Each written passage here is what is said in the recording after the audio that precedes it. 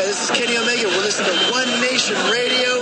Check it out, guys. These guys know what's up. Big Kenny Omega fans, and that's all that counts to me. Goodbye and good night. Bang. This is Mike Sempervive from WrestlingObserver.com. Check me out on Wrestling Observer Live every day. And also check out your boys, Rich and James, on One Nation Radio. Woo! You now rocking with One Nation Radio. Welcome to the program. James Boyd, Richard Latta, and a couple friends with the show for your wrestling needs. Shopping out the rest of the IWC. We gon' tell her how it is. We gon' shoot from the hip. If they putting out trash, we gon' rip from the biz. Make sure that you tweet us and you rate the shows. Tell a friend to tell a friend. Now let's get it on the road. Hey, One Nation Sports. One Nation Sports. One Nation Sports. Welcome to One Nation Radio. And now here are your hosts, Rich Latta and James Boyd. Thank you for listening. SocialSuplex.com. BWB, what's up? What's good? It's Wale, and this is One Nation Radio. You already know.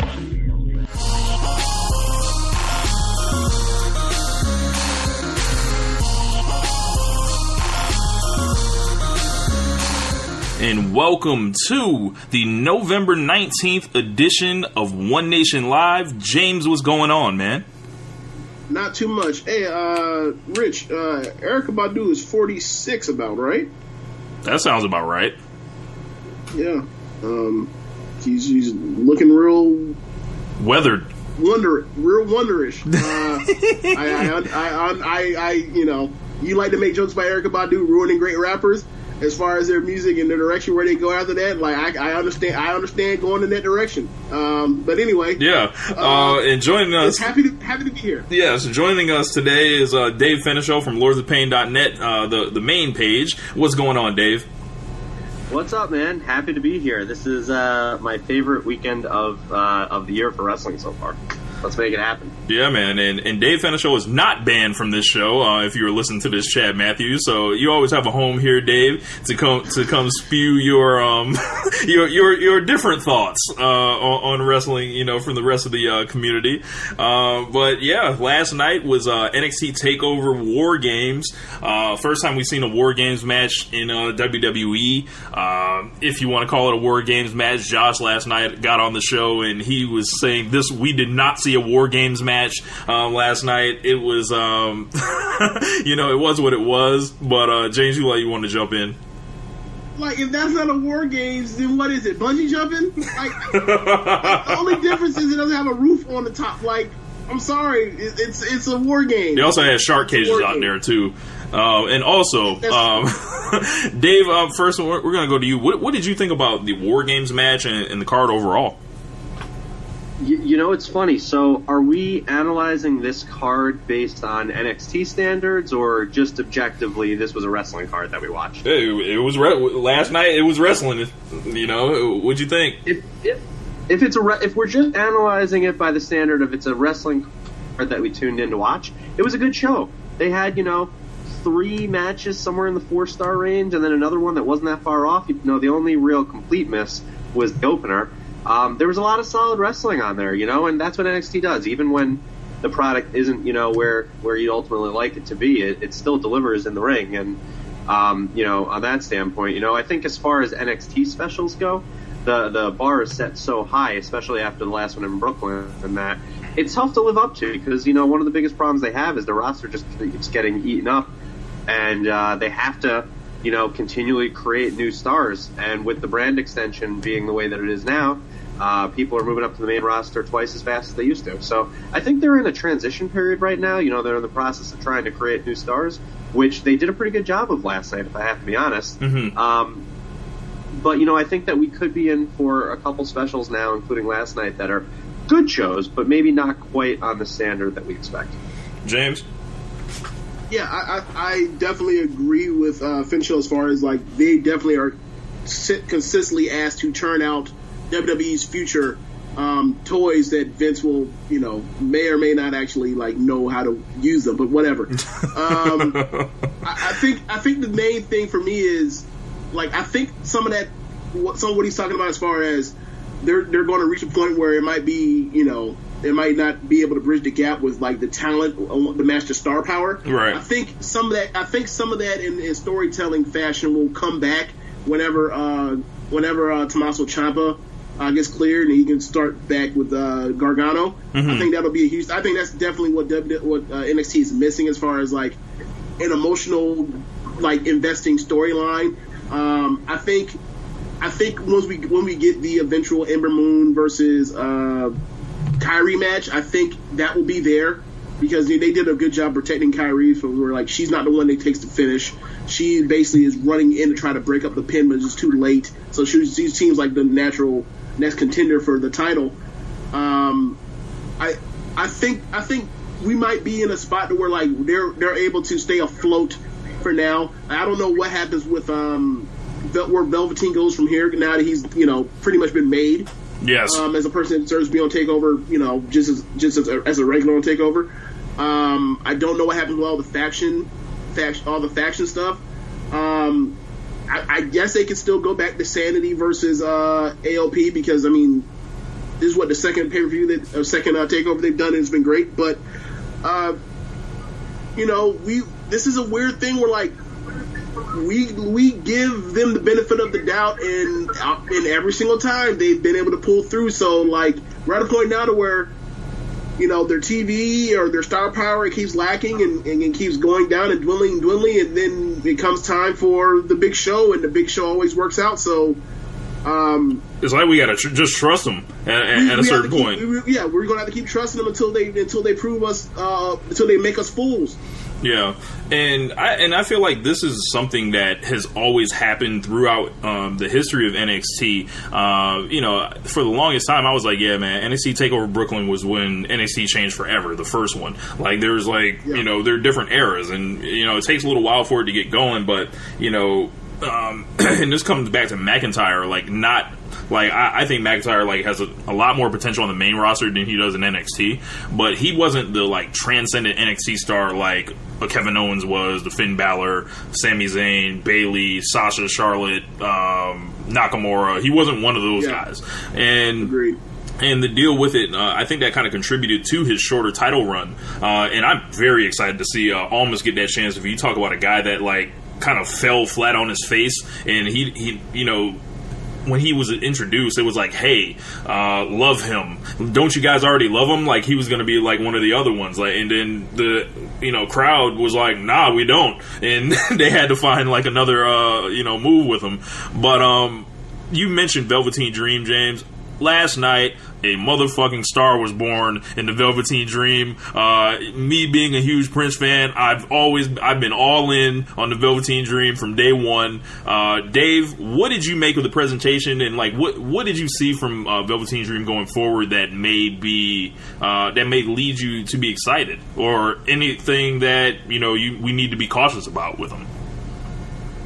From an NXT standpoint, what's not to like? I mean, he's got everything. He's got everything it takes. I'm a huge fan of both him and Aleister Black.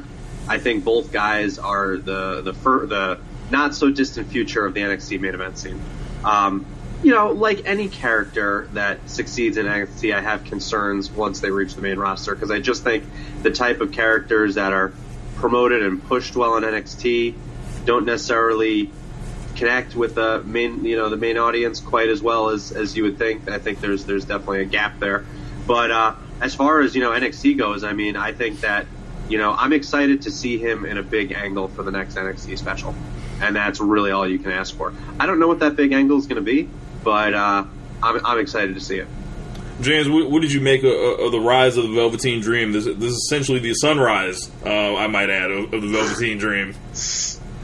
Yeah, okay, so there's obviously there's 90s Shawn Michaels, there's 80s Rick Rude, there's 80s Prince, obviously early 80s Prince. I think the thing for me is the athleticism is there. He's just working on some of the polish. He's still some of his strikes and offense. It's still kind of not all the way there yet. But he's only been, as you said, he's only been wrestling for a short amount of time. I think this is the second time I've ever seen him. We saw him at an NXT house show in Tampa. I forgot who he was up against. It was somebody that was good. It was Austin Aries. It was about a year and a half ago. It was him and Austin Aries, and I want to say they had about a 3 1/4 match, like at one of the NXT house shows that those dudes kind of normally just mail in or whatever. And those guys really went out there and worked hard. So I'm not shocked at all with Velveteen Dream. Yeah, like we saw. I think was this before the Velveteen thing, or was it was like at the beginning of it? And he was still trying to find his way to actually like being able to put that on TV. Nah, he was still Patrick Clark back then. Okay, that's right. So athletically, it was there. He has a bit of a natural thing. There's just rawness there. But over time, you would imagine. And you know how it is with NXT. Guys get to practice their matches. It's not like they're on the road all of the time compared to the main roster. But given time, like that dude is a blue chipper. Yeah. It just depends on where this goes from here and how viable and pliable he can make that character for the mainstream. I think, or the main roster. I think there's something to it. I think that I turned 30 in like 10 days or whatever. So I remember a lot of stuff that a lot of people that they say that they're striving to have younger fans. Younger fans will not remember Rick Rude. Yeah. So like that could be something that can be paying homage, and also as a thing that for younger kids they don't really recognize unless they hop on the network and go see him fight the Ultimate Warrior. And you think as that's kind of cool or whatever. So we'll see where this goes, but I think the skies or the ceiling is pretty high for him. Yeah, he's only 22 years old, and Jeremy and Josh and I were thinking of WrestleMania entrances, Prince theme entrances for him, like especially if it's an outside, like, or they can make it like it's raining. They can do have him come out in the most ridiculous outfits possible. The sky's the limit for this guy. Like, I thought the storyline was absolutely brilliant with the whole "say my name" thing, because it just like resonated. Like, as far as like, it was like it's real. It's universal. It's like I want respect. I want respect. Like that's just really simple. I want respect. Yeah. Lars, I guess we can talk about Lars Sullivan and Cassius Ohno. I definitely enjoyed the Duke jersey, as did Dave Fenichel. I'm sure James, was hating out here, essentially. The Dukies, baby. Yeah, number one. How was I hating? I was like, oh, he's wearing a Duke jersey. Okay. Yeah. I was still rooting for Cassius Ohno. I just thought he made a bad decision. That's all. Yeah. What did you make of this? You said it was a miss, Dave. What missed on this for you? Everything, really. I mean, the crowd didn't care. Neither guy brings anything to the table for me. I'm sorry. Lars is just a big dude. Like, I don't look at him and be like, oh my god, he's so impressive. Like, even when you first saw Braun Strowman, he was kind of stupid. But you could see some of the stuff that he did. And, like, just how big he was and, like, the specific look he had. And you're like, well, there's something about that guy that jumps off the page, I might not necessarily like him, but there's something there. I don't see anything there with this guy. He's just a guy. And, I understand that, Chris Hero was very popular on the indies. But that just hasn't carried over to the NXT audience. He's also just somebody who's taking up space right now. I think that the WWE realizes this is never going to be somebody they're going to push. He's being used as enhancement talent, for better or for worse. He seems to be happy to be collecting a paycheck, for what he does. But, he's not the most athletic guy. He's a really athletic guy for somebody who looks like he does. He basically is in my shape, which is not a compliment. I feel like on one side I should really identify with that, but I just don't. I don't know. I feel like people give him too much credit because he is a big dude, and he's not in great shape. And he does some cool stuff for somebody who's that big. But when you really compare him to, like, the super high-quality wrestlers that we have on a regular basis right now, he doesn't stand out at all. I wouldn't even say he's average. I'd say he's a tick below average compared to what we're seeing on NXT and on main roster these days. So, to me, it just didn't work. I think that match could have worked in a different position. If they had a really red-hot feud that was building up to it, great. And not as the opening match. The opening... Aleister Black versus the Velveteen Dream would have been a perfect opening match. The opening match needs to fire the crowd up. You know, one of the things that happened with TakeOver 3 was that Gargano and Almas just absolutely lit the world on fire in the first match. And when that happens at a show like that, the crowd is so pumped, they can carry some other matches that might not quite be that for a while, you know? So if this was the second match on the card after Black and the Velveteen Dream had torn down the house, maybe they would have had better luck because the crowd would have already been up for it. But instead, what I felt like was that we were just watching them do their thing, waiting for the real action to start. Right, James, what did you make of this Hoss division style match and Lars Sullivan in particular? Yeah, like okay. So I've heard so many good things about Chris Hero over the years, especially from Josh. And Josh is a person that someone I trust with stuff that I have not seen. They basically give me a kind of a more of a reference to how good someone is or whatever. And he told me, you know, after the Odo had left and went back into the Indies, that he was one of the best Americans in the world. Now I didn't see any of it. I took his word for it. And also, you know how it is when it comes to when you get to, you know, a major promotion. Like, not everybody is meant to be the star. And Ono has clearly been slotted to be like Dave said, a opening act type of person, a person that sets the, you know, more or less sets the table for people.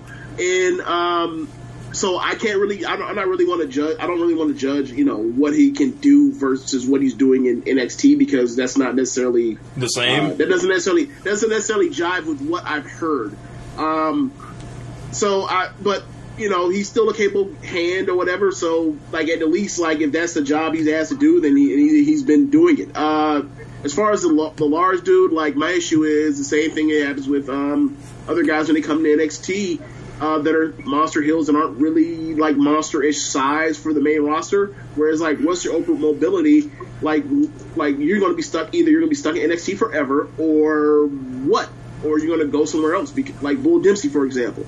Like, that dude is a monster only when he's in NXT and he's fighting a slew of 5'9" white guys. Like, what can you do with that? When you get to the main roster and there's Sheamus, there's Randy Orton, there's Roman Reigns, there's John Cena, you know, like, and those aren't even like the biggest guys. When there's, you know, there's Strowman, there's Lesnar, and there's Joe around, and there's Kevin Owens, and you know what I'm saying. So, where are we ultimately going with here when that dude is like, oh, he's actually a pocket monster? So, you know I'll say this for Lars Sullivan, and this is something Meltzer mentioned that I was like, what? He's dead on. When you're watching this guy on TV, you don't get that sense, but when you see him live, I saw him live in Largo. I want to say probably about 2 or 3 months ago. And he is a refrigerator-wide, huge motherfucker in person. But there's, like, something that, like, the TV takes away from him, I think. But here's the thing, though. We already have a Rusev. And he's not, and from what I saw last night, he's not Rusev. It's not true. He ain't no damn Rusev. Correct. So it's like, okay, so you're going to be, like, the second best guy in that category of being, like, built like a refrigerator guy, and you're not, and when you're in the ring with, like, the Big Show, you look like a child. I guess the only thing with him, I think he looks like Fritz Von Erich, but he's. Yeah, I've never seen Fritz Von Erich, because, like, why would I want to look up a dude with a Nazi gimmick? But I was like, wow, he's that. So Fritz Von Erich was that ugly, huh? Yes. A couple comments we'll get into. Simon said Drew McIntyre was always upper mid card at best, and it shows. Speaking as a Drew McIntyre fan, that kind of hurts me. But Sergio says blame NXT or blame Hero, but I agree. He hasn't really done anything too impressive from him since his return. Maybe his match with Hideo Itami. Dion says, oops, I wouldn't admit to going to Largo for anything. Yeah, I went to Largo High, so do with that as you want. I got folks in Largo, so I ain't really there to go there with you, bro. Yeah. You mess around and get blocked on this show. Largo like that. Yeah, man. So, but overall, I thought, did we talk about the title change? Putting the title on Almas? No. Okay. One thing I wanted to mention with Dave is, like, okay, so if those are the 5 matches on the card, where would you have slotted that Ono and Lars match. Oh, I mean, I wouldn't have put it on the card at all. Don't book them. Okay, but if you were that's fair. That's fair. I mean, if it was with me, I would much rather have seen the Gargano versus Bate match. Yeah. Gargano versus Dunn should have been on the main card. Okay. Like, I don't know what they were thinking putting Ono versus Lars on there over it. But if you are going to put it on the main card, at least give it its best chance to be successful, which would have been match number 2 after a hot opener when the crowd was already, ready to rock. Yeah, and they switched the title last night to Andrade Cien Almas. Happy to see that dude kind of coming into his own. Now, like, looking at the rest of the card, like, I wonder who can challenge him. It may be an Aleister Black. They seem to be really high on Adam Cole and, the Undisputed Era guys. But first, what did you guys make of the match with McIntyre and everything like that? Dave? All right. I thought it was good. I thought it was a really good back and forth match. Standard fare. Nothing that stood out as, oh my god, this is amazing. But a good quality NXT Takeover match. I think that you kind of get what you get with McIntyre. McIntyre is not a superstar at the current time. Does he have a great look? Does he have some of the tools that can get him there? Yeah, but he's not that right now. So I think this match had a certain ceiling that it was never going to surpass. But I think it pretty much got there. I like Almas. I was very surprised to see the title change. NXT takes their title so seriously that title changes, like this are usually few and far between, much less on a match that they didn't even deem to be main event worthy of the show. That's the biggest surprise for me, is that, they put this match on second to last and did a title change as opposed to anything else. Memorable, though, memorable that Almas won here. It's very rare that you really watch a match and you're like, oh wow, I really didn't think they were going to do that. And that's how I felt last night. I thought it was a good shock. Kudos. Yeah, honestly, I was like, what? That's it? No, wait, no, they're going to tell us that his foot was on the rope or his hand was underneath the ring, and we didn't see any of that, So yeah, I was really, really surprised. But pleasantly surprised, because I like Almas. I don't know if he's like main event world champion good, but I don't feel that right now Drew McIntyre is main event world champion good. So I'm happy to see that they're going in a different direction. And maybe it's going to completely tank, or maybe he's going to take off and become this huge superstar. But I'm looking forward to seeing what happens. The one thing that I'm interested in, kind of as what you said, is that there aren't really good face challengers for him right now. Aleister Black hasn't been pushed to the top of the card yet. Maybe that's what's coming. Same with Johnny Gargano. You kind of feel like they were going to let everything shake down with him and Ciampa before they move in that direction. But, really there aren't those guys. The Undisputed Era and Adam Cole, he kind of seemed like the next guy that was going to be world champ, but he's clearly a heel, so I don't see them doing Adam Cole versus Almas. I'm a little confused as to where that's going to go, but either way, I'm very interested in seeing what happens. Yeah, man. James, what did you make of this match, and then also McIntyre's future prospects as well as Almas's? Okay, so generally speaking, when I like guys, I tend to like them to be overqualified for their positions, but given that there's so much talent in WWE and NXT, and the roster's so filled. So, for example, now that I mentioned to you just the other day on our Thursday show that right now the person that should be the U.S. champion should be Jinder right now. It shouldn't be Corbin, it should be Jinder. Given that dude had a main event push, for whatever reason they decided to move him off of that. We'll see if they move him back to the top title or not. But if not, he should be the U.S. champion. Given that dude just had a run, regardless of how successful you think it was or whatever else, they gave him a huge push, and he needs to be around the level of the push that he was given for the time being until they decide completely that they're done with him. If that is what they decide to choose to do. Now I said all that to say this with McIntyre. McIntyre is somebody that's completely overqualified to be on NXT. You look at his body, you look at his build, you look at what he can do in the ring and the matches he's had on 2 takeovers.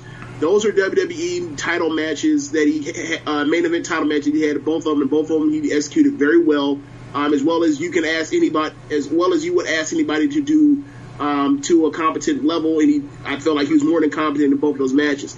this is somebody that's been in the system before. He's been up on the main roster before. This is somebody that's busted his ass on the indies and got back to where he's at. This is somebody that should have been immediately thrown into the main event, given that how they're so desperate for new talent to have fresh matchups on the main roster.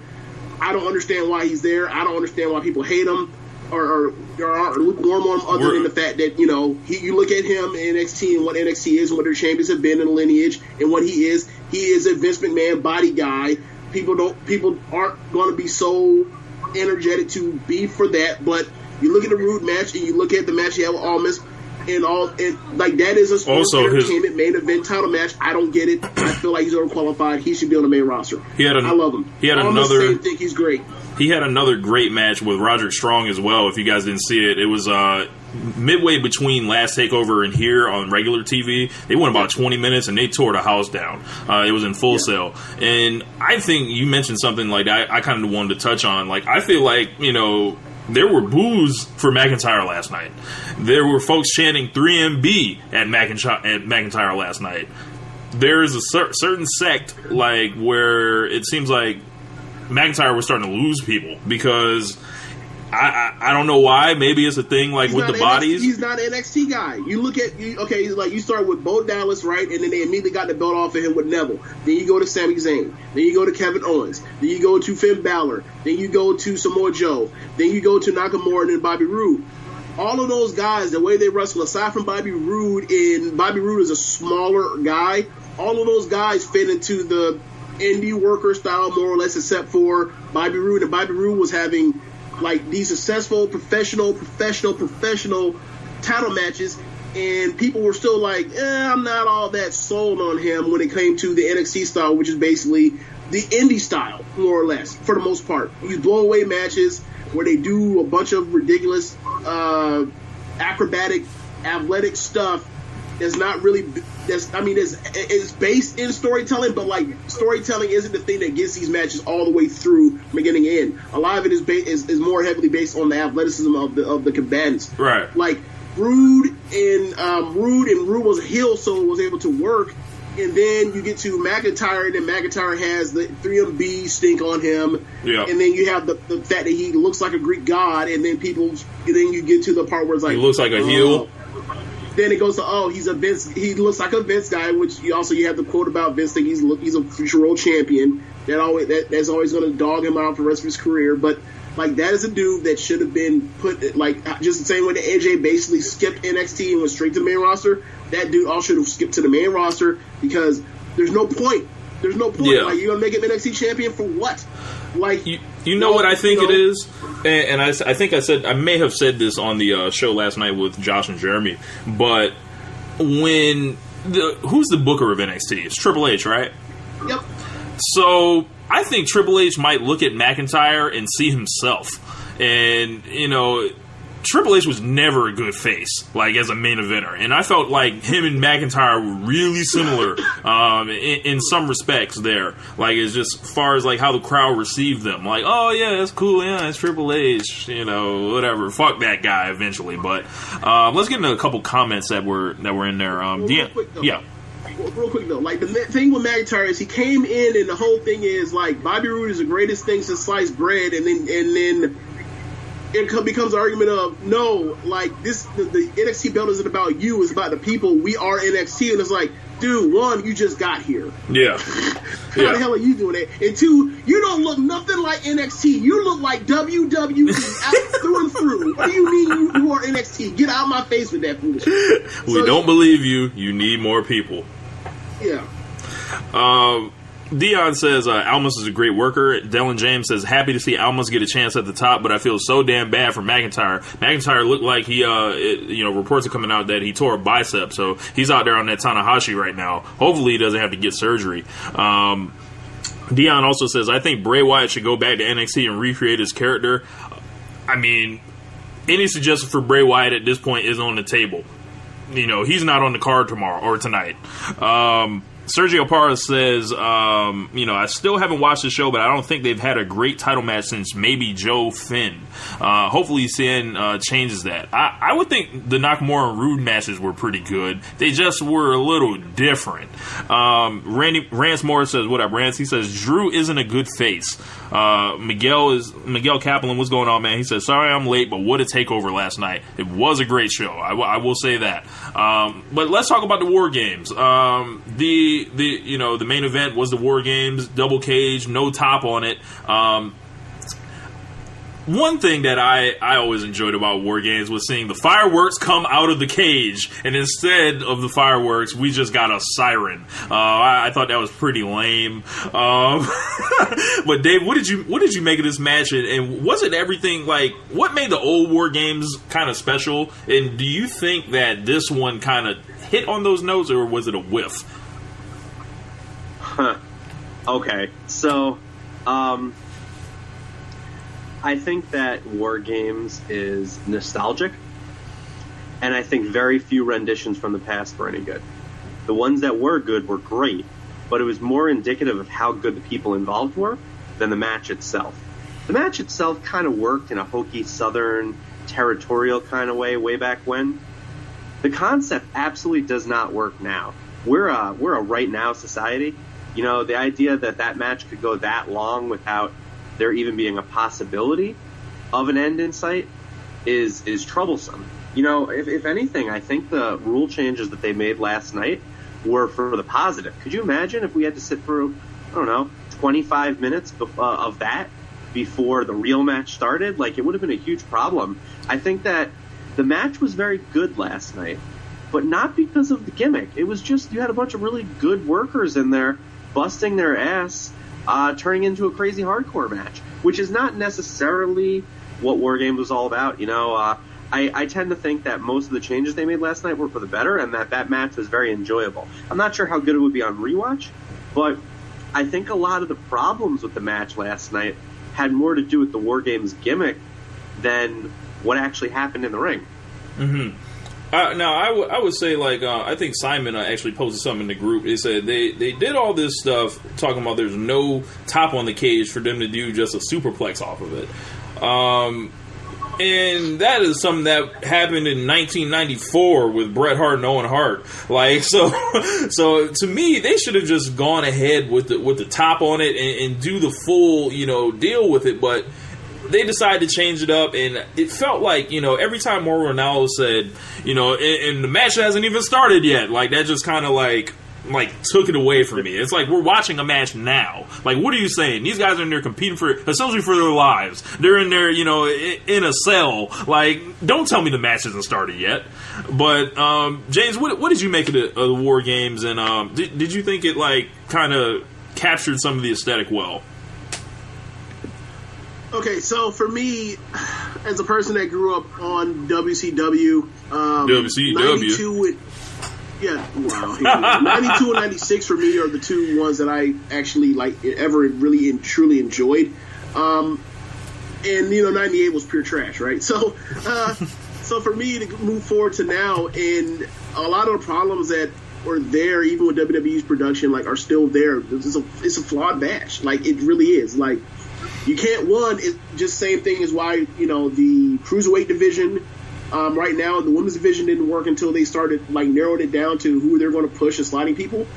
You can't get over that much action with that many people. And also why, also another thing, another reason why, I hate when the Royal Rumble fills up with a bunch of people.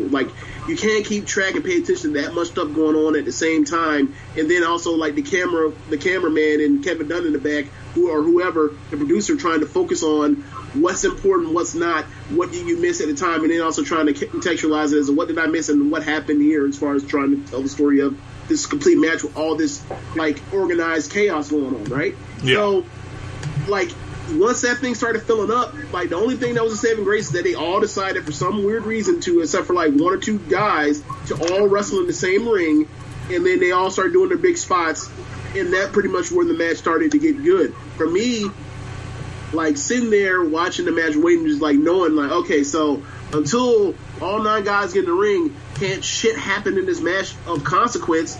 I was sitting there okay, cool. It's fine. It's a match. But it made me think of the same reason why there's flaws with the Iron Man match if you don't do falls in the beginning of it. Is like the Sasha and Charlotte Iron Woman match that they had last year, where they went 22 minutes first. Yeah, and there's no near fall, so I'm just basically sitting on my hands until something of consequence happens. Luckily, they did a smart job of paring down, the entrances to where instead of it being, waiting all this time for 6 guys to get in, they basically said 2 at a time. Everybody gets in, and then we shorten down the time people have to sit on their hands and wait. But the issues with that match are still there, and chances are more likely than not in this kind of match you're going to have more misses than hits. Yeah. And luckily, I thought this was a respectable match. It was a good main event, but to get to that 92 level is going to be that's almost like hitting the lotto or getting struck by lightning. There's only so many times the stars are going to align for that to work out for you. A couple comments. Simon Khan says back to the Bray Wyatt thing. He said, "I think Bray Wyatt should leave. Him and Jinder can start their own promotion. Bum ass wrestling." Miguel says Killian Dane is my MVP. Yes, that guy is absolutely. I think between him and Alexander Wolf, they've taken massive steps this year. When they first put Sanity together, I thought that they were 2 big lugs. Essentially, kind of how I thought about Harper and Rowan at one point. And then Luke Harper basically said, "Don't you ever dare disrespect me. Disrespect will not be tolerated," and showed that he was one of the best big man workers to ever come along in this business. Yeah. Luke Harper acquitted himself quickly. You knew almost in the first 3 months you're oh yeah, he's not just a guy. He needs to be wrestling, especially more than Bray Wyatt. Miguel says it felt like a double-sized cage match with weapons. I tend to agree. Yep. I'm just gonna say it now, bro. Wait. I was coming with a hot take, but go ahead. So we were talking about how they took the cage off, and then the only thing got was a suplex. So, bro, they did a superplex on 7 other dudes for a near fall. That's not the finish. That's for a near fall. I hope someone sends that clip to Jim Cornette so Jim Cornette head could explode. That's all I want to mention. I was God, that wasn't even that was just a false finish. I was wow, okay, cool. All right. So I hated that spot. I thought that spot was horrible. That felt like the big thing that they were building up to, and then it just that's it.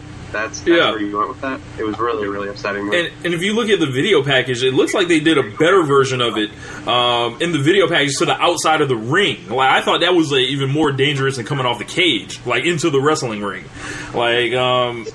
And also the stipulation about if you leave the cage, you are forfeiting, and then you see people climbing the cage, and you think I thought what was going to happen was somehow somebody was going to open the cage and then throw somebody out. Yeah. To get them basically eliminated, and then you pare it down. No, people were actually Adam Cole is trying to get the cage. I'm you moron, you're trying to forfeit? What are you doing? Hot take alert. I don't get it with Adam Cole. I'm not a fan. I have never been impressed. He wrestled Kyle O'Reilly at Wrestle Kingdom this year. Right. He's a generic guy. I'm not impressed at all. So if you want to send your hate this way about Adam Cole, bring it, because you're going to have to show me, essentially. And NXT is going to start pushing this guy as their top heel. I just don't see this this 5'10" dude is the most dangerous guy in the business. I don't he doesn't have any type of grappling, which would make him a Daniel Bryan or submission stuff. He doesn't necessarily wow you with athleticism. Maybe it's a character thing that folks are really into like that, but someone's gonna have to explain it to me with Adam Cole. Heath Slater's gimmick. When I see him, I literally see an old man, watered down version of Shawn Michaels, especially when he starts doing the super kick. To me, he's not in Kyle O'Reilly's league, and with O'Reilly being on the side of him, maybe Cole is the one. It's the Adam Cole baby. That's the chant that everyone does, but it's why am I chanting that? What is so impressive? Y'all got to show me. Yeah, I agree. He's Ty Dillinger. At least Ty is a man of the people, you know, and he has a gimmick. He has something cool to engage people with. And I guess you could say the same thing with that Adam Cole Bebe shit, but yeah. I missed it. Like, you got to inform me. Look, but here's the thing. At least Adam Cole Bebe isn't ruining the business by screwing up countouts. Hold on. I got both of you guys going. Dave, go ahead. I keep watching him and seeing how excited like the general NXT audience is about him, and I keep waiting for him to do something where I'm like, oh my god, this guy's amazing, I totally get it, and it just never happens for me. He's literally just a guy. James? Yeah, same here. I was going to say the same thing about, like, yeah, I mean, I'm not willing to write him off yet. Like, we'll see. Like, I mean, somebody, for example, that when I first saw him, I was like, okay, where is it? With CM Punk, and then the pipe bomb happened. I'm like, oh yeah, I get everything now. What the hell was I talking about when he's fighting Rey Mysterio at WrestleMania 26? But I think the thing for me was, like, at least with Cole, like, his you know, like, his chant isn't like as intrusive, like, I'm sorry, as invasive to like the storytelling, like the 10 count is. Like, we will always have screwed up 10 counts now for countouts from here to the end of time because of Ty Dillinger. Like, he is the what chant all over again. Yeah, ruin the business. Yeah, we got a couple other things to talk to. I think that's cool. We can leave Takeover there. I want to talk about Will Ospreay.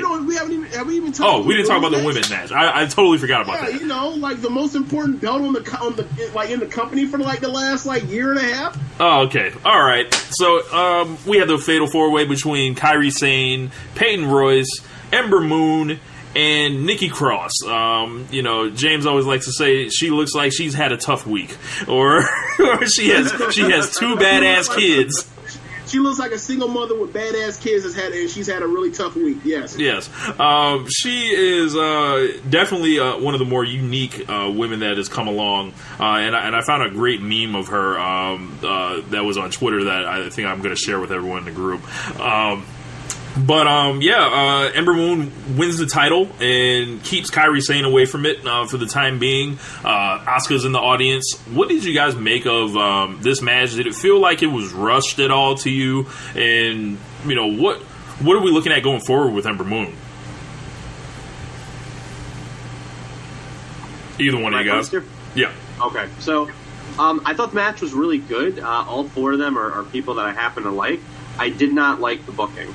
I did not think this was the right time to put it on Ember Moon. I thought that the NXT was in the process of telling a great story with Ember Moon chasing Asuka, and in match 1, not that close. In match 2, really, really close. And it seemed inevitable that she would be the one to dethrone Asuka. There'd be a third match, and that would happen. Maybe at WrestleMania weekend, who the heck knows.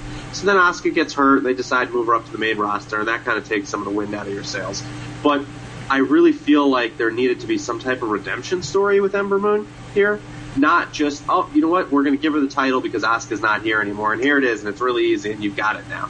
I feel like she needed to come up short and to chase for a while to have that satisfying payoff. To me, like, the payoff last night just wasn't there. I would have put the title on either Peyton Royce or Nikki Cross and let Ember chase for a while. I feel like it was too soon after everything that happened with Asuka, and it really didn't do a whole lot for her.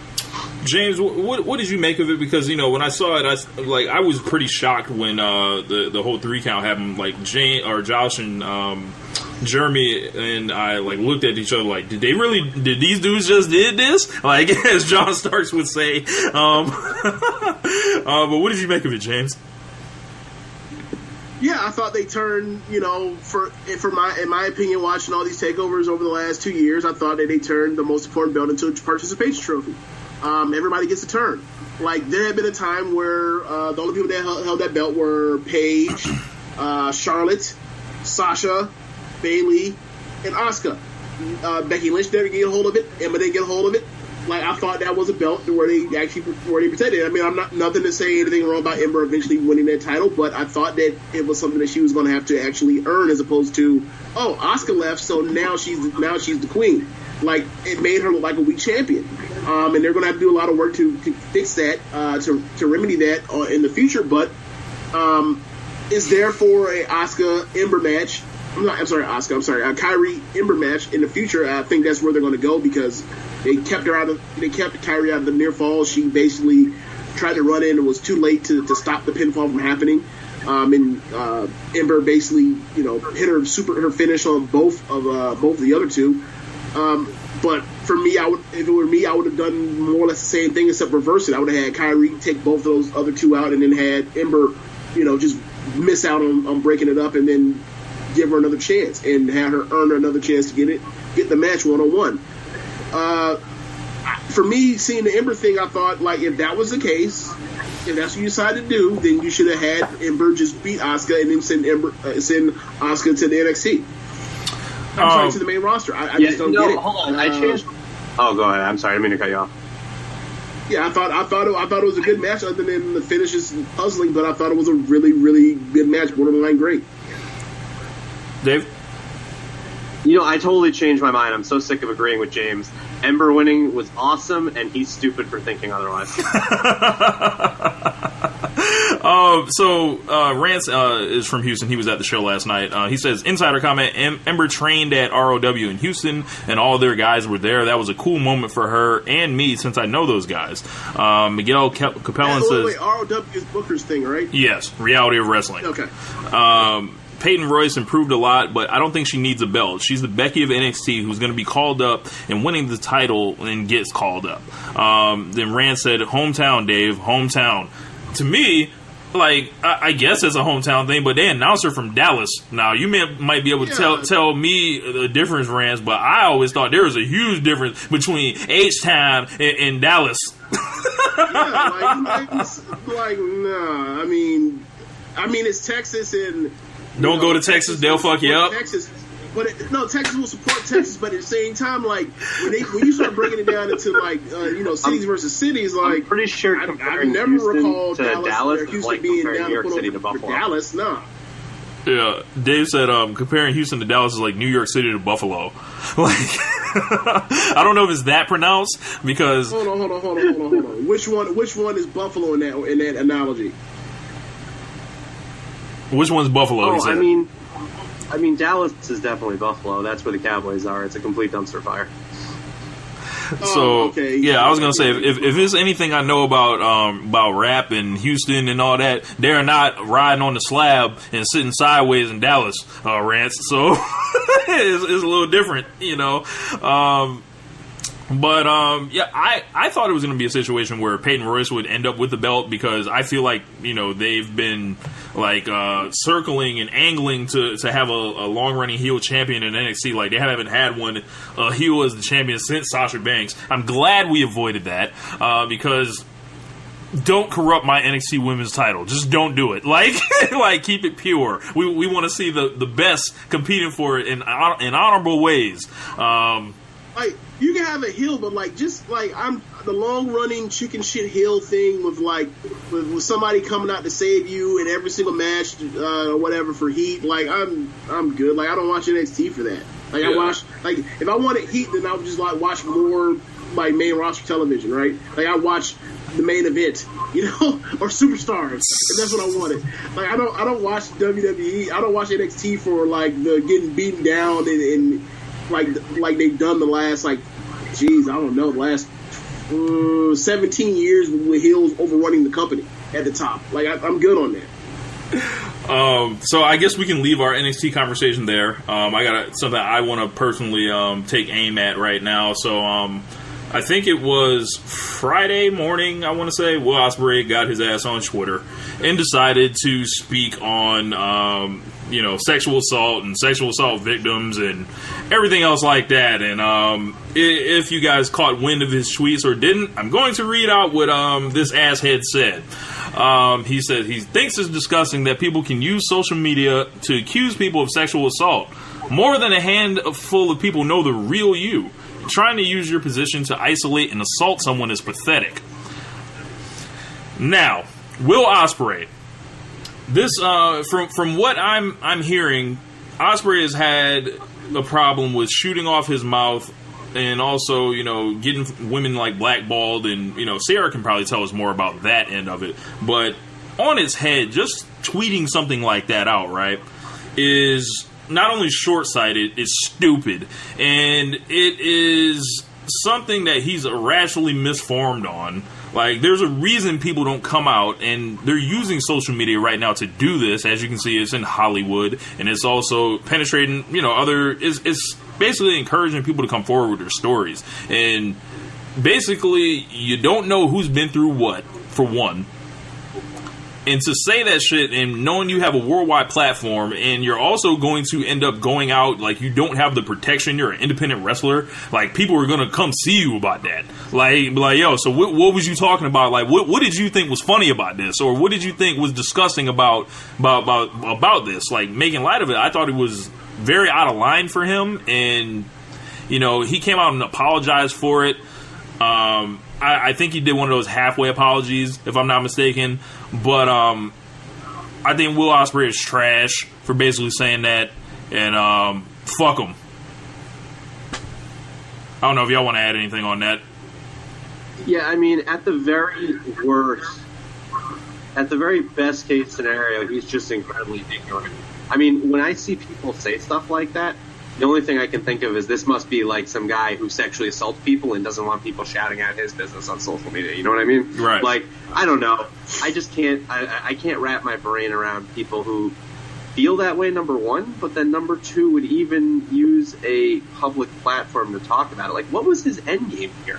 What was it that he was trying to accomplish? Like, I can't really wrap my brain around that. I don't know. And then in his apology, like he talked about when he was apparently a sexual assault victim as a 14-year-old, and it was that just makes it even more dumb for you to come out there and just sit and say some dumb shit like that. James, you want to jump in? Okay, so I guess for me, so like that conversation about you saying like. What was the quote for the tweet again? I'm sorry, so I lost my train of thought listening to you guys talk. Let me read it back one more time. He says he thinks it's disgusting for people to use social media as a platform to come forward. Of course, my thing wants to freeze and not like load for a second. Okay. He said he thinks it's disgusting when social media is used as a tool for people to come forward to accuse people of sexual assault. More than a handful of people know the real you, and trying to use your position to isolate and assault someone is pathetic. Okay, so more than a few people know the real you. Like, you know what that sounds like to me as far as just dumbfounding like naivete? It reminded me of after Charlottesville, when Lady Gaga started the hashtag "This is not us," when it's like, no, bro, like colonialism, slavery, Jim Crow, housing discrimination, redlining. This is damn well us. What the hell are you talking about, right? Yeah. Like you listen to this, you read the statistics for the number of assault victims there are in this country, the number of women that have been sexually assaulted or abused, whatever, and like no, you see those statistics, and then you jive with, you look at the population, you see how that jives with like no, like the real you is like, I understand what you're saying, like you only know somebody was so intimate or whatever, but that doesn't mean like that person did not beat the hell out of somebody or abuse trust of somebody else, right?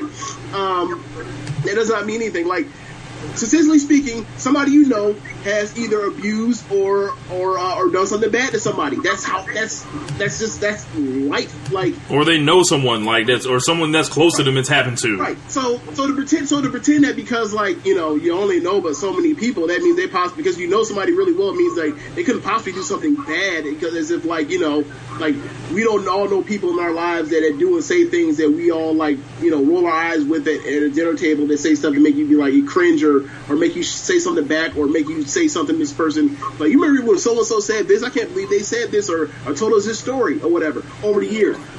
Yeah. This, like, it was mind-boggling naive of him to say that, at least, and then to say, like, he finds it disgusting that people would say that, like, we'll call people out that did something terrible to somebody. It's like, well, these people have been abused like, why do they have to be quiet for the fact that they got abused? I don't understand that. Like, that doesn't jive with my mind. Like, if you did something wrong to me, like, it's not up to you or anybody else whether or not I basically tell the world what happened to me. I'm the one that got misused. Get out of my face with this. Like, so for me, it's just like, it's just really stupid. So he won't say none of that fuck shit in real life. Yeah, and the other thing is, like, this is just another version of victim shaming, it's just a different side of the same coin, it just, absolutely. To me, it's just completely unacceptable. And one of the things that just really, really fires me up are when people do something really bad, and then, in their quote-unquote apology, they turn around and they say, oh, but really, I'm the victim here, and here's why. Think about Kevin Spacey, right, when he apologized for what he may or may not have done, and he tried to divert the attention by, shifting the focus of what was talked about.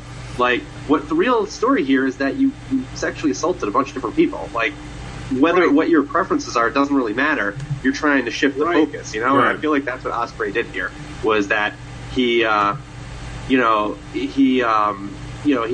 said something terrible, right? That, inexcusable type stuff. And then he tried to make himself the victim, So first he blamed the victim, he was shaming the victims, and then he tried to make himself the victim. It's just a bad look altogether. Yeah. And like the thing for that with me is like twofold. Is one, it's almost like like something bad happened to me, therefore like I extend no sympathy for how other people that are dealing with something similar are dealing with it, which is like, for me, I find that just to be like dumb. Very dumb. Like, I don't, and then on the other end, it's also like, gee, it's almost as if like there's people with a given what you mentioned about Sierra mentioning about what's alleged with him, his allegations. It's like, gee, it's almost as if that kind of stuff comes in patterns where like if that sort of thing happens to you, you're also likely to replicate that sort of behavior because it happened to you. It's almost as if there's something to that. So like I just couldn't. I just like shook my head and just believe, like, and I hope that you find some type of help or somebody can like help him figure it out. Like for me, like the apology, at least he didn't pull one of those, one of those half apologies as like, oh, I'm sorry for those who I offended. It's like, dude, either you're sorry for what you did. No, he did that. He did pull one. Yeah, he did. Okay, I can only apologize to the people I did offend. I can read his apology. Hold on. No, you're good. We're good. Like, you already said that. So, like, he did one of those half-ass apologies. Like, I'm sorry for those who offended, as opposed to, like, I'm sorry for what I did. Like, I'm sorry if I offended you. It's like, oh, that's so disingenuous, you prick. Yeah. And Ricochet was always better than that man, and this is just more proof of it. Like, so fuck Will Ospreay. Fuck you if you're down with him. Fuck him as a staff or as a record label and as a motherfucking crew. If you down with Will Ospreay, then fuck you too. I thought you were going to say, fuck him and the horse you rode in on. Yes.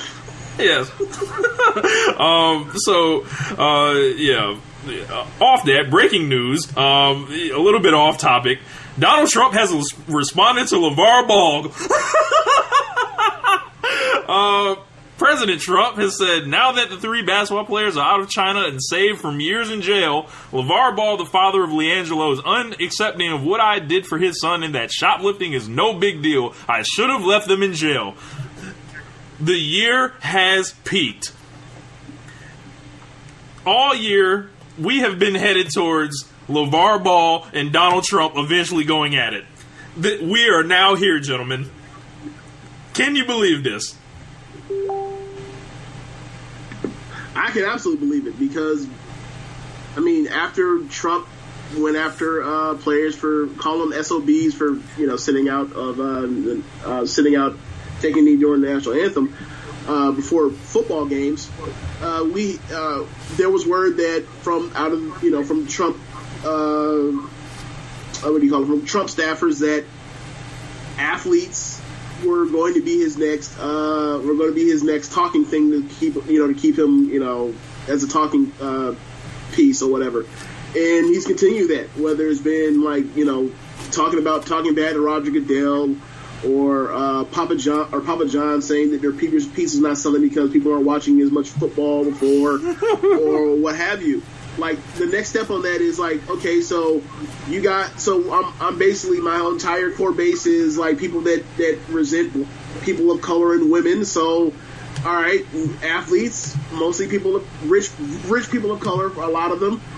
We call them, and they have a cause. Let's bash on that, and let's go from there. And like, all right, who's even more somebody that's quote unquote entitled? Oh, not even like an athlete, the father of an athlete that talks a lot of trash. Boom. So like Lavar Ball is like the perfect avatar for somebody for like Trump to go and like up against, and here we are. Like I really hate what 2017 has turned into. Like I really thought like with Prince dying and David Bowie dying in 2016 couldn't possibly get 2017 could possibly be worse than 17. But then like here we are. We have Nazis in the streets. We have people getting blackballed for having the audacity to think that like that taxpayers shouldn't get murdered at a disproportionate rate for no good reason compared to the rest of the population because of the color of their skin. And now we have the President of the United States arguing with a soccer dad, essentially a really good soccer dad, but a soccer dad. So like this is like we've reached peak stupidity. Yes, this is professional wrestling right here. Lavar Ball versus Donald Trump. If we had to book this, for a maximum blow off, I feel like this is Austin versus McMahon in a sense. Everything that Vince McMahon hated about Stone Cold was everything that Vince McMahon was when he was younger. He was ruthless. He was cunning. He didn't respect structure. Everything like that. And then looking at LeVar Ball, he pretty much took the whole playbook of saying ridiculous shit to get attention on him, developing people developing around him, around his good, quote unquote, good characteristics, even though, to me there's no difference or there's no similarity at all with Donald Trump and LeVar Ball. But the deal is they both develop followers or whatever that are pretty much, really, really about it when it comes to them, because me, I'm all about this LeVar Ball, Big Baller brand, talking all the cash and just seeing how they did it. To me, he's the ultimate babyface. What do you guys think?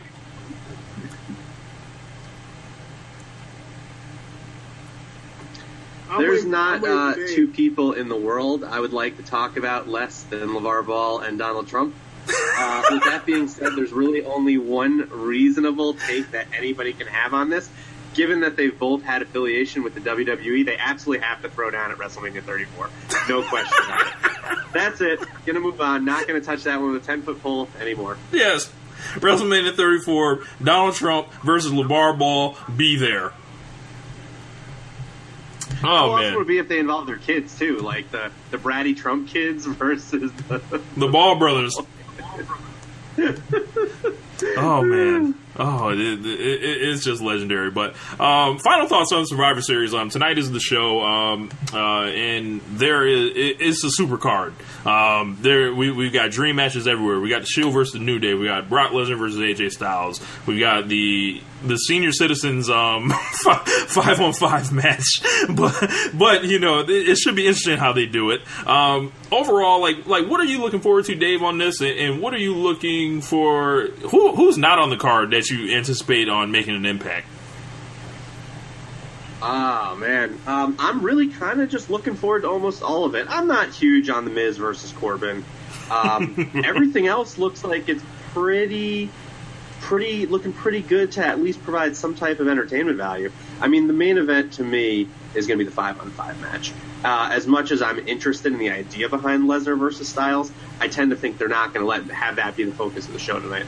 I'm really interested in the 5-on-5 men's match because, they booked like all the top faces in the company to be on each team here. There's no heels. That they haven't really done that in a Survivor Series format before. There's been mixtures of faces and heels before, but right now you've got, pretty much just people who are getting cheered.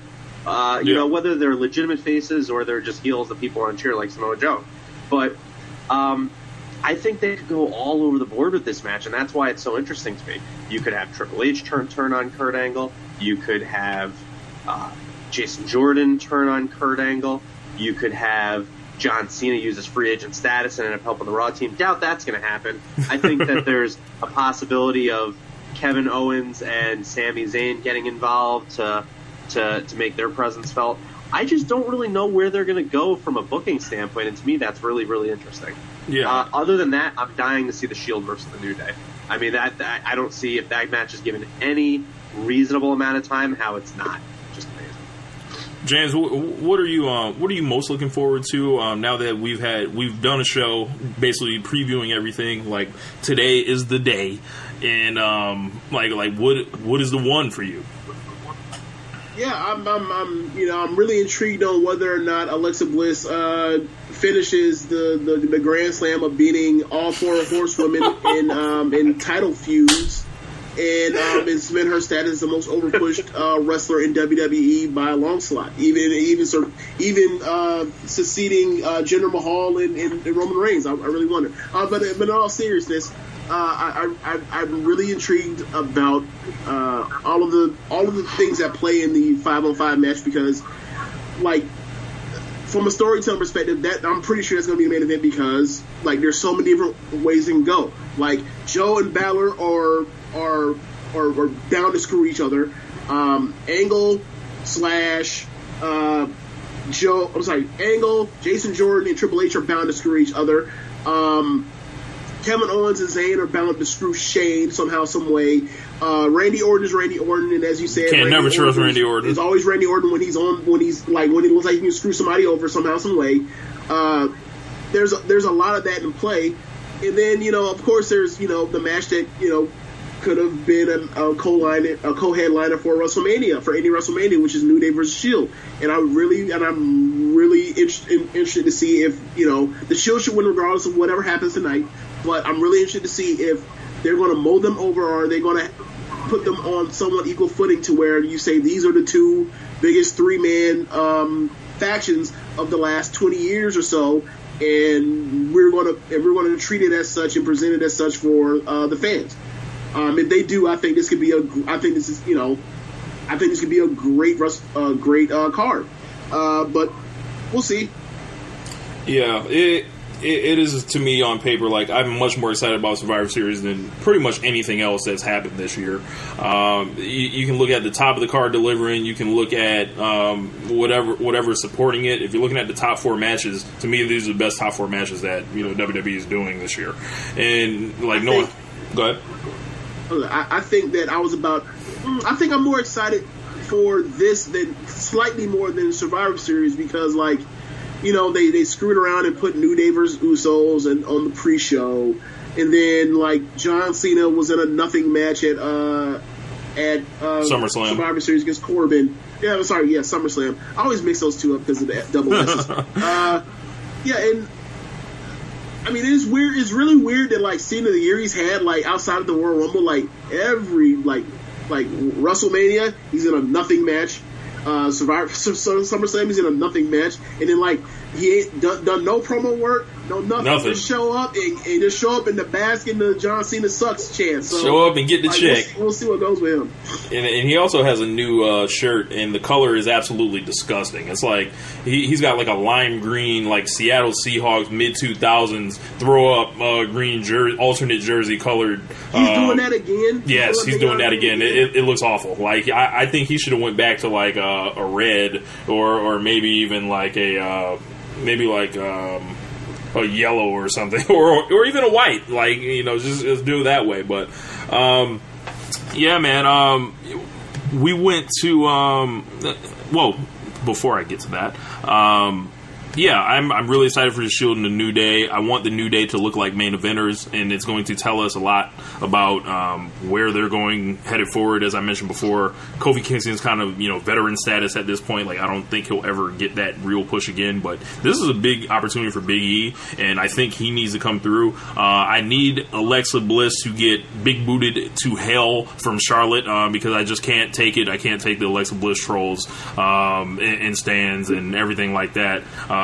She's being, apparently Alexa Bliss has been handed down the right hand knockout punch from the Big Show, and I just don't believe it. I don't. What else was on? Yeah, I mean, if the goal is to shatter somebody's kneecap, that might work, but. Hey, Dave, I want to ask you, because I don't think I've ever talked to you about Alexa Bliss. What do you think of it when it comes to like how they've tried to present the women over the last 2 years, and then where we are now, where Alexa Bliss came up, and then like her first feud is with Becky Lynch, and she cuts a promo of Becky Lynch looks nothing like a champion compared to her when like she's 95 pounds soaking wet, and like you look at what WWE has done with what the look of the champions are when it comes to men, and then like with women also like there aren't weight classes. Like we're not supposed to notice. You're not even supposed to notice that there's like a difference in discrepancies in sizes. And like now that she's like a 4-time champion, like what do you think of that with her? So Alexa Bliss has a great character. She definitely cuts a solid promo. Her in-ring skills are just there. You know what I mean? She's not horrible. She's not good. She's just there. Agreed. I just tend to think that, we kind of caught lightning in a bottle when it came to women's wrestling when, Sasha and Bayley, Charlotte were coming through the door. And Becky too, I guess, to be fair. And I think that as a result, they were so good for, a period of roughly a year that we now have unrealistic expectations of what that division can do. There just aren't enough good women's wrestlers on the roster to make it interesting on a week-by-week basis. And I don't know if we're ever going to get back there again. If I had to guess, I would say we will not get back there again. James? I don't disagree with anything you really said. Like, except for stop it! Listen, this is not nearly as fun when we're agreeing about everything. He says, "Stop it! This is not nearly as fun when we're agreeing about everything." But I'm not the one that disagrees with you. That's Rich normally. Like I'm not. Like I am the reasonable one. Like I don't know if like the fact that I'm standing next to Rich makes you think like I'm an extremist. Yeah, you over here with me on the extreme. You see this afro, But like I tend to just basically like, look, man, like I understand, like I take stuff for what it is, and like I do have my ideas of what stuff could be, but for the most part, like I take it for what's on television, and then I grade it on the curve of what's WWE television, for the most part. Don't get me wrong, like I'll still nitpick it to death, like if I find something to be funny or more or something that just doesn't jive with like my sensibilities, but for the most part. Like, I think, yeah, like, she's pretty, she's more or less on par with what the WWE average woman wrestler is in the ring. I think she does better promos than pretty much everybody this side of, like, heel Sasha Banks. But, like, for me, it's just, like, I'm just so tired of, like, chicken shit heels. Like, I just am. But, like, for me, as far as the, back to what I was saying, like, I agree with what you said, except for the part where it's like they don't have enough women wrestlers to do that. It's like, well, I mean, they just did have a women's tournament with a bunch of women that can work, and you can pick, and they were like 5, 6, 7, 8 that like based on what they're looking for or what we've heard they've always been looking for all this time. Like, there's no reason why they're not signed to WWE, but only like less than a handful did, and I find that to be weird. Yeah. But yeah, man, James and I went out to the Ring of Honor show last week. I got to actually talk to Kenny Omega and the Young Bucks, and shout out to those guys. Kenny Omega gave us a drop from One Nation Radio, which was one of the highlights of my wrestling fandom. What did you make of being at the Ring of Honor show? And Dave, I'm going to tell you this, you're going to die laughing. Like, when Josh and Jeremy were with me in line, I was like, look, bro, it's him. Like, it's literally, that's the guy. And they're like, who? I was like, the IWC. It's him right there. Like, you got your big bearded guys, and, you had to be there, but it was it was a fun show. James, what did you make of that show? I feel like I saw a good Jay Lethal match. I saw a couple other good matches. Remember, I showed up late, because I normally show up late to everything. I think you only missed 2 matches. But okay, I think you said I missed 1 match. But I saw good wrestling. I just thought that I was there too long. Yeah, it was a TV taping, so like it was over 4 weeks. Cody Rhodes is a lot taller in real life than you think he is when I walk by him. Kenny Omega's a lot more jacked than you think he is, and also the Young Bucks are a little bit taller than you think they are. Not Matt, but Nick. But yeah, man, I enjoyed myself plenty. We got in a good section with fans that we ended up talking to and kicking it with for a couple hours. Aside from this one guy that rolled up out of nowhere, and he was definitely drunk, and he was out there trying to like too sweet people and hug people. It was like, nah, bro, like you like we're not here for whatever you're trying to do right now. Like at first, I thought there was something wrong with him, but what turned out to be wrong with him was that he was severely inebriated. But yeah, man. Yeah, go ahead. I knew he was drunk in the beginning, and he was like, I was like, yeah, let me too sweet so you can get the fuck out my face. And then like he starts like all of a sudden he's like a woman that was sitting in the row in front of me, like he puts his hand on her shoulder, and I'm like, dude, this ain't a good look right now, given where we at right now. We're just bruh. That's strange. That is real stranger danger. Yes. You need to go. You need to go. You got to go. Yes. He actually got ejected out the pain. Actually. Yeah, he did. Final thoughts. Dave, Jinder Mahal is no longer champion, and that was your guy. Summarize his reign for me and tell me why I should look at this in a more fond light than I do, because I have not gone on an extended rant. I am saving it for our One Nation Radio awards that are at the end of the year. He has pretty much locked up our IWC award this year, and I plan on unleashing the fury then. But tell the people what Jinder Mahal did for wrestling this year and why you stood behind him so hard. First off, standing behind him so hard is relative, right? So I was already talking about how I thought the reign needed to end before it actually happened. The article's out there. You can go read that. But what he did is he provided a bridge and a ton of talking points at a time where we were usually just not talking about the product in the same way that we normally do. I don't think he was the best champ that ever existed. He was definitely far from the worst. I think that SmackDown in general was a dumpster fire, and that Randy Orton was a far worse champion this year than Jinder Mahal was. He actually got Randy Orton's best world title matches out of him this year, which is staggering to me. It's hard to really look steam towards him. I can't say anything. I think that by the time the last Orton match happened, none of the Nakamura matches worked at all. So it ran out of legs. But for the first, 3-4 months, I would say it was pretty solid. I just won't. I just can't give in, man. I just, I saw the 2-star matches on pay-per-view. I saw the Punjabi prison, which was just. I'm shocked I still have retained eyesight since that night. And it was just. Wait, can we pause for a second? Hold on. Was it or was it not the best Punjabi prison match of all time? I haven't seen the other two. Okay. So I agree with you that it was not a good match, but it was by far the best version of that gimmick that's ever happened. So I rated it a -1, right? Dave Meltzer rated it a half star. At that point, though, there's a difference. You were just angry at that point. It was probably a 2-star match if we're really getting No way. No way. No way.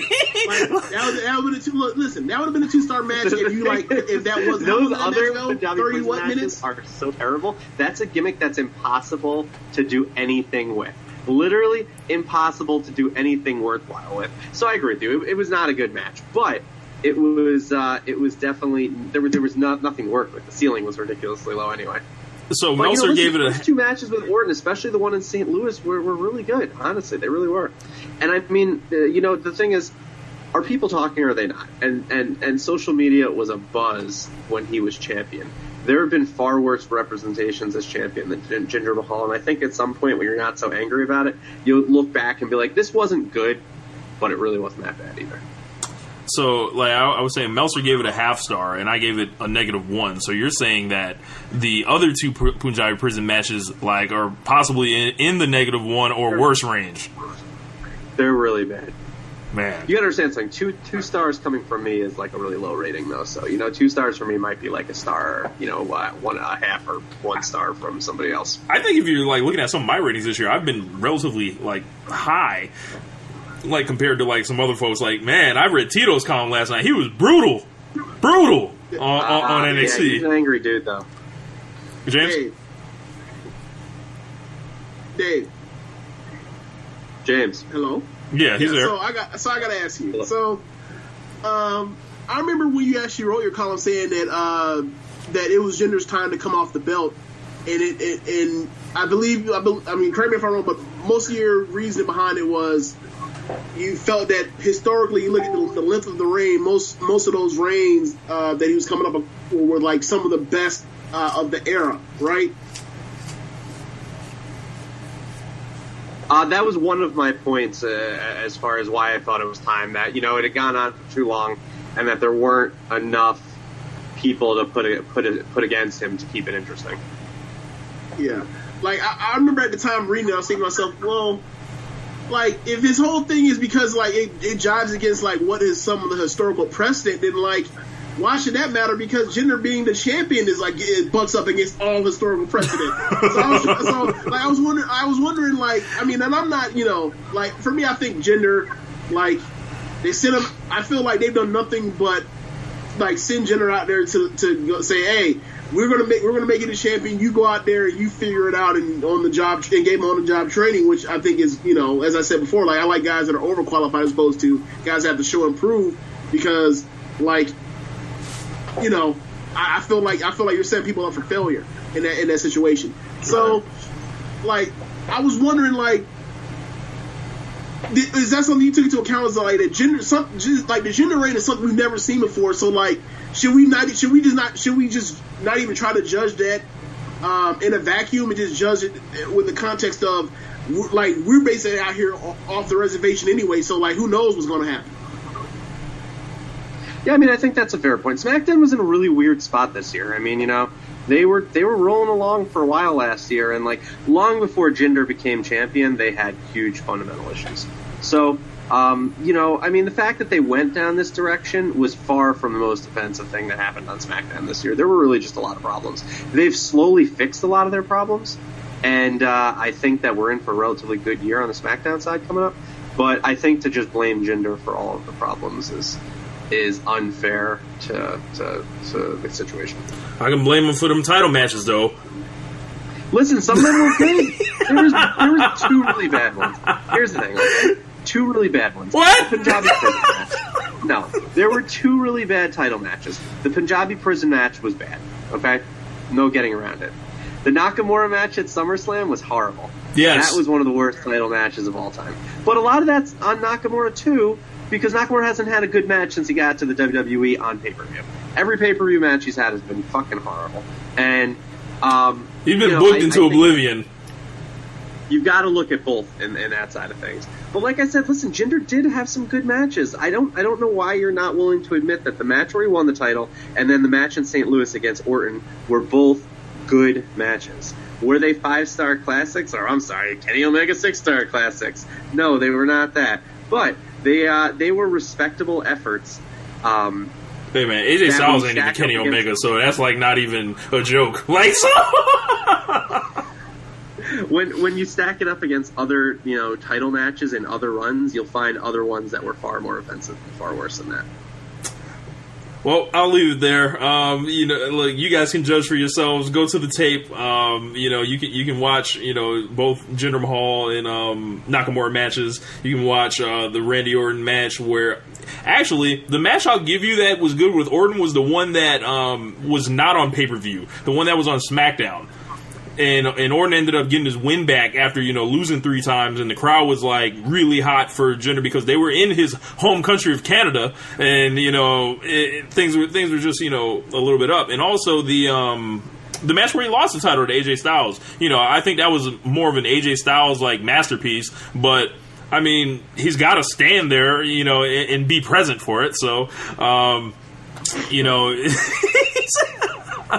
But yeah, man, I will unleash my full, you know, synopsis of that, you know, reign with the IWC award, because I don't see anything else that's close.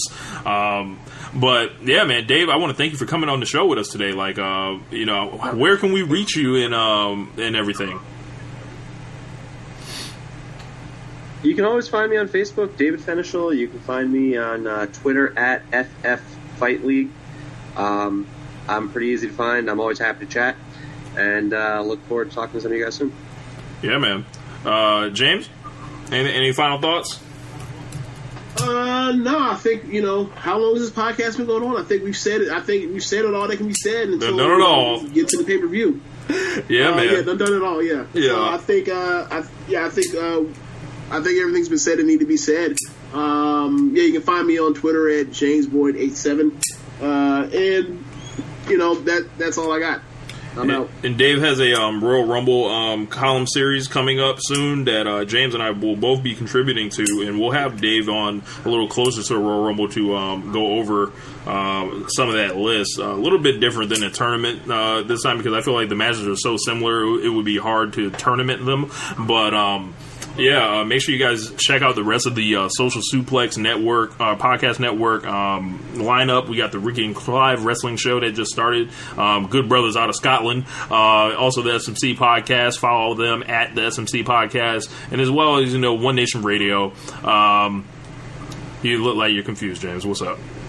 You said they're from where? They're from Scotland. They're from where? Scotland. They're not from Scotland, man. They're from the Scot. They're from the Scot. Okay. Scot. Oh yeah, but you guys can check out the YouTube channel. There's One Nation Wrestling, like all that stuff is on there, as well as socialsuplex.com. Lattice Lariat, the mailbag edition just dropped that I put out. If you want to, read questions folks sent in to me, I want to say it's about 15 or so, well over 2,300 words, not too short for some of those people that like to count words like hose. And Dave knows what I'm talking about here, but you can check all that stuff out on socialsuplex.com, and also I everything would else. comment further on that, Rich, but I'm just here so I don't get fined. Oh man, yes. Since Dave is no longer welcome, as Dave is banned for life, essentially, I will go ahead and continue my heel turn, in those parts. But, you can make sure you subscribe and rate the show, and thank you guys for listening. All right, guys, this was fun. Thanks for having me. Peace, man. Later.